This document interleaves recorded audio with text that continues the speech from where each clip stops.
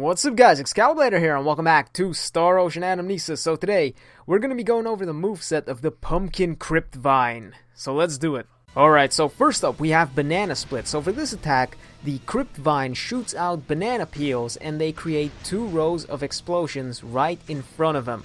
Now, this attack may seem scary at first, and it actually does a lot of damage if it hits you, but it's really easy to dodge. So there are 2 ways to avoid taking damage here. You could use your dash and iframe through the explosions, but you have to time that properly, which isn't too difficult. But there's also another way to dodge it, and that's by standing still. So if Cryptvine uses this attack and he's targeting you, both rows of explosions are actually going to go right next to you as long as you're standing still. So, as long as you're standing in front of him, those explosions will never hit you. Really easy to dodge. Then up next we have Ectoplasm. So for this attack, Cryptvine fires 4 green fireballs at you, and they have a homing effect. Each fireball individually doesn't do a lot of damage, but without anti-flinch, I'm pretty sure they can rack up some damage if you get hit by them, and nobody wants that. So, if you want to dodge this, all you have to do is just dash straight into them and use your iframes to avoid taking damage. You could also run to the side with certain characters. Some characters are actually fast enough to outrun them, so you could use them to run to the side, but that all depends on who you're playing. Really easy to dodge, actually. Then up next we have Poison Powder, and this one's actually super effective against melee players I've seen. So this attack is probably the most dangerous one in his kit, because I've seen a lot of people die to it. Basically, he runs after somebody and then stands still, and he exudes this poison fog, which, as you would guess, can poison you, and it also, the initial hit also does a lot of damage. So as soon as you get hit by this, make sure that you rush to clear it.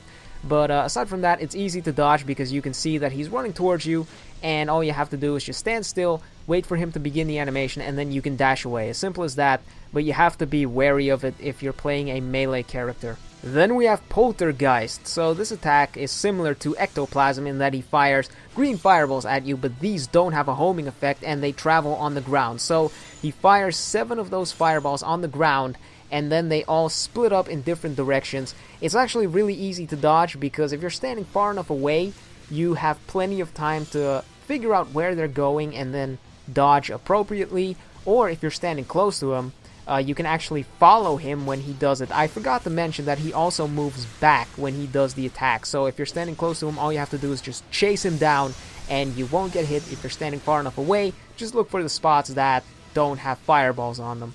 And then we have Pome Bomb. So for this attack, he launches a bunch of orange fireballs into the air and they explode upon hitting the ground. It does quite a bit of damage if it hits you, and it also covers quite a large area. So to dodge this, all you have to do is just dash towards Cryptvine as soon as you see him do this attack, or you could also try to iframe one of the explosions. Like as soon as it explodes, you dash away and then you should be able to use one of those perfect dodges to avoid taking damage. But it's really easy to move in as soon as you see him do it.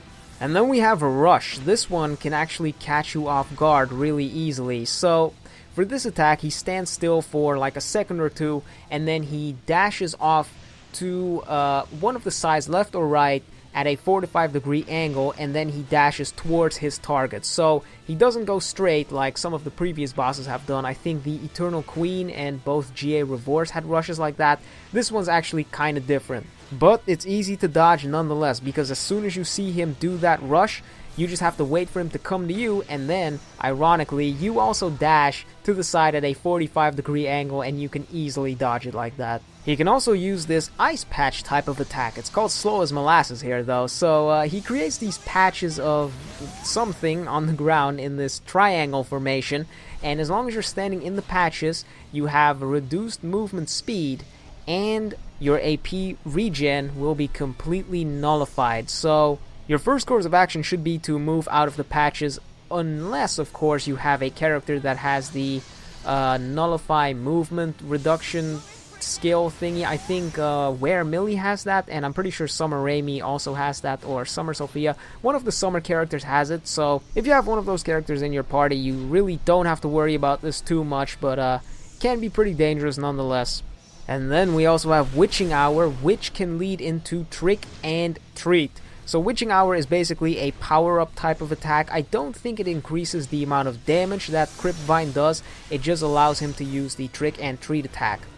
So for Trick and Treat, he stands still for a second, then goes into the ground, and he moves 3 times. So he moves to different spots 3 times, which could be backwards and it could be forwards. And then he stands still for another second and pops out of the ground and creates these lines on the ground that show you where he's going to use these wind blade type attacks. This one's not too dangerous from my experience because it's so heavily telegraphed. As soon as you see him go underground, all you have to do is just keep your distance, and when you see those lines appear, just stand in the spots that don't have those lines. Really easy. And then lastly, we have All Hallows Eve. So unlike previous bosses, Cryptvine doesn't have an enrage attack. Instead, he uses this power-up type of attack. So after the 7-minute timer expires, he goes into this state, and every single one of his attacks will kill you in 1 hit. So it would be in your best interest to learn how to dodge every single one of those attacks. Of course, you'll most likely never see this because he dies pretty quickly, but keep this in mind for Misery 2.